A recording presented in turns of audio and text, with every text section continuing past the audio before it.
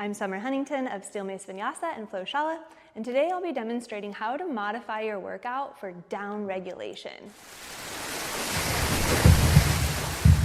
So down regulation is super important for us women, especially when it's our cycle and we really don't want to have a lot of impact on our hips and our pelvis. Secondarily, down regulation style workouts, which essentially mean we're on the ground. We're either kneeling, we're lying down on our back, we're in a kneeling lunge position of some kind. We are training connected to the floor versus standing up on 2 feet.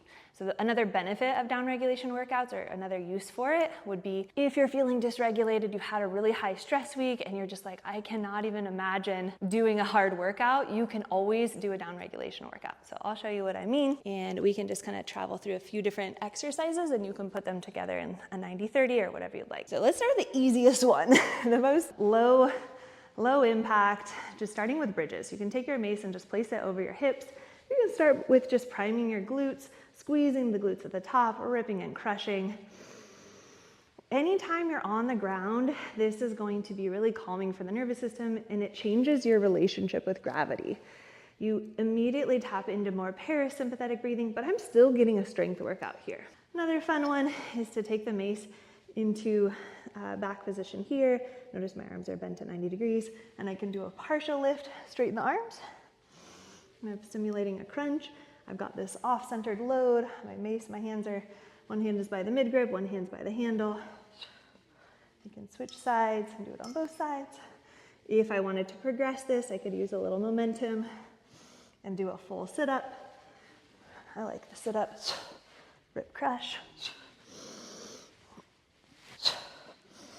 And usually by the time I've got through these 2 exercises using a timer, I'm like a little bit more motivated to do a workout. Let's modify a lunge from a kneeling position.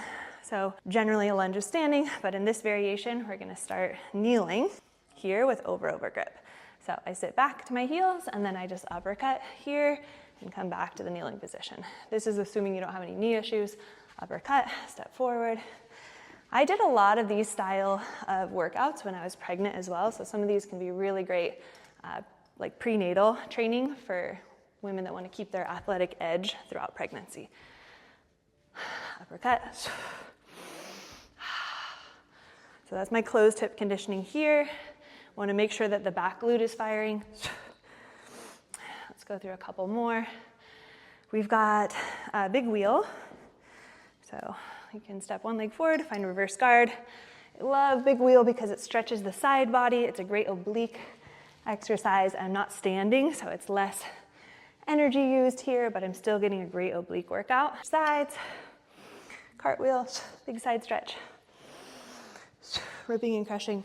So I'm definitely training my arms, training my core with this one as well. Other examples of kind of kneeling or floor exercises for open hip, you can externally rotate one leg here, see that the ankle and the knee are in alignment, see that the knee and the hip are in alignment, come to reverse guard position. Press the mace up and overhead, sink into the front leg. You can feel that front hip talking to me a little bit. You can play with surging a little bit more here. You can play with pressing the mace out to 2-handed flag, horizontal overhead, to 2-handed flag. This is kind of like a modified warrior 2 lunge, kind of a modified version of a skandasana, the 2-handed flag. Switch sides. Reverse guard, elbow marries to the rib. Press the mace up and overhead. Option to press the mace out to 2-handed flag. Press up. Sometimes you'll find you're starting to get more energy and maybe you want to do like a partial drop swing or a full drop swing, maybe not, maybe you're sticking to that true down regulation style workout. And the last one, we've got our squats modified, hip hinge, squeeze glutes, mace switch, hip hinge, squeeze glutes at the top.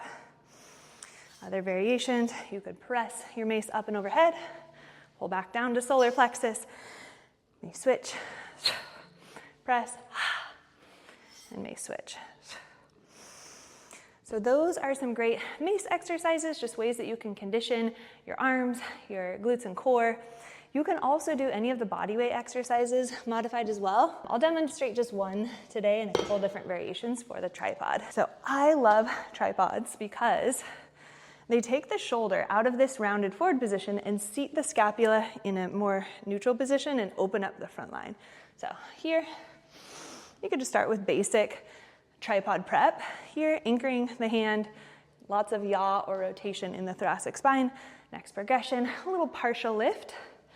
Again, if you're feeling like you need a down-regulating workout because you've had a high-stress week, or you're menstruating, or you're just feeling a lot of stress in your life, or maybe you're an aging adult and you're not quite ready to do some of the standing stuff and you need to like split it up and get some down regulating movements in there, you can do that too.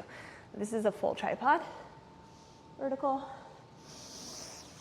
And let's say I wanted to regress it even further.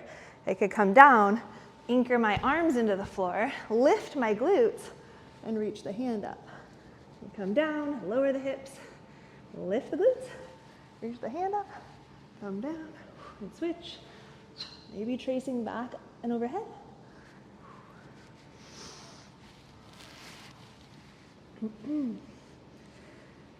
Spinal rocks would be another one.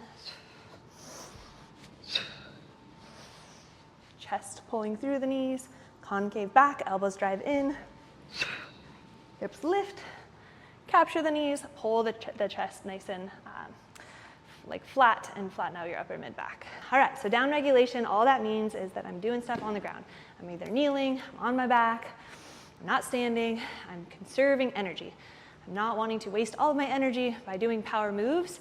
I'm wanting to lower the impact on my pelvis and working on other strength building exercises that bear load in different ways. So I do encourage you, when you're feeling kind of low energy, or you've got terrible sleep the night before, or if you're tracking your HRV with a Whoop, which is my HRV tracking device, which tells me my nervous system is either ready to take on strain or I need more rest time.